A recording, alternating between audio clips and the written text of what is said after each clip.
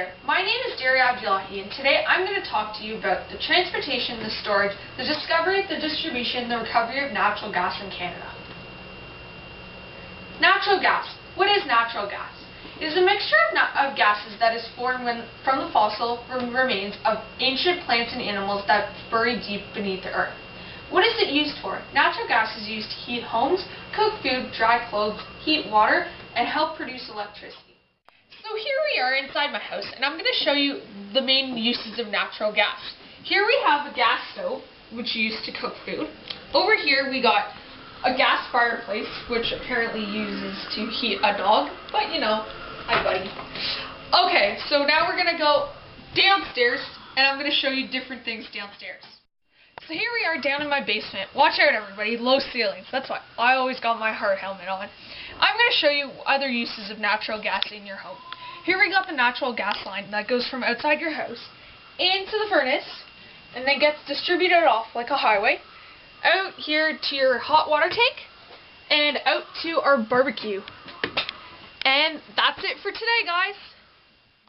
The main ingredient of natural gas is methane. Methane is odorless and colorless. So why does natural gas smell? Well, oil companies add a chemical called methanol to the natural gas so it's easier to help detect gas leaks. Chemical composition. Here's a chemical composition of natural gas. There are many components. Natural gas is made up of a variety of different chemicals. Here are the different components.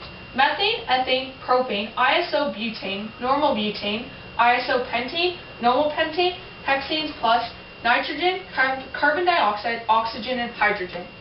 Here's a typical analysis recorded in the mole percentage, and here's the range recorded in the mole percentage.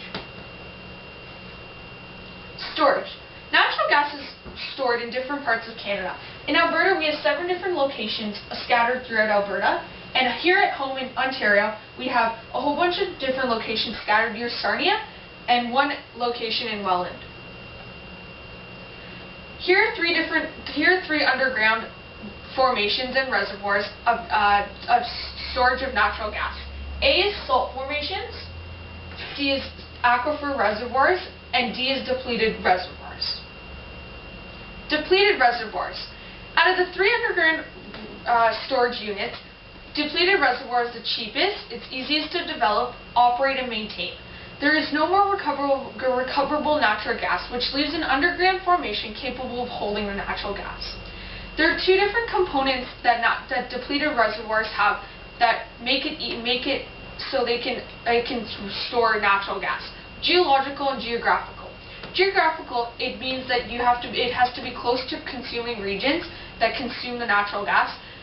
It also has to be close to transportation routes, which can take the natural gas and transport it to different utility companies, which then transport it to different homes. Geologically, it has to have high permeability and high porosity.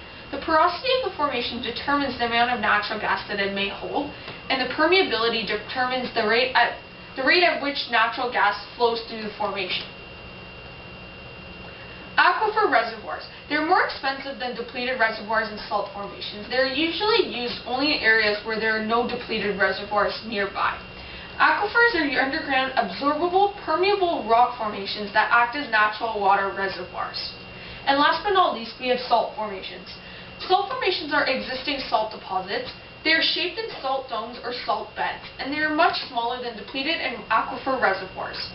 Salt caverns may also be replenished more quickly than other types of underground storage facilities. Transportation and distribution. From the processing plants, natural gas is transported through a 150,000-mile underground pipeline between 20 and 42 inches thick. Here we have 20 inches and 42 inches.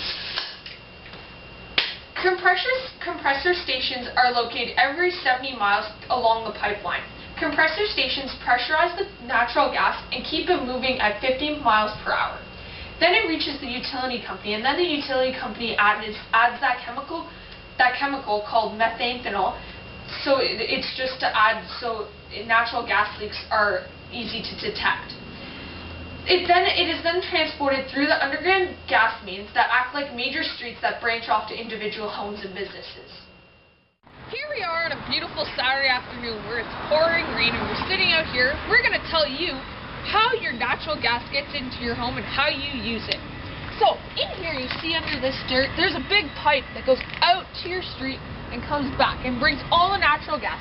Through this pipe, it goes through your regulator and gets into this meter. When you see these dials here, that tells the gas company how much natural gas you use, which and then they bill you with all how much you use. Then it goes through this pipe and into your house, that goes through all the appliances that you use throughout your house, such as your furnace, your stove, your fireplace, and your dryer. And then that's how natural gas gets into your house. Discovery of natural gas. Natural gas was discovered in Alberta, Canada. In 1883, the Pacific Railway was drilling for water for this transcontinental railway that was located 55 kilometers northwest of Medicine Hat. Then gas was emitted from the well. In 1884, a second well a few meters away from the original site was drilled and dug out in order to find natural gas. And guess what? They found it. Recovery.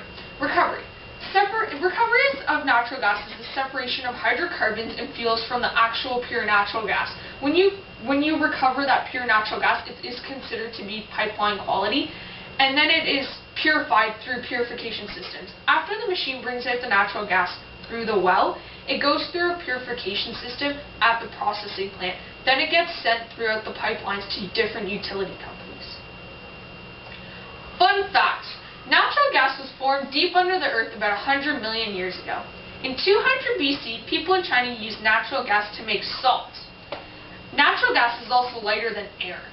Natural gas is colorless and odorless. Utility companies add the smell of rotten eggs to help make the gas leaks easier to detect.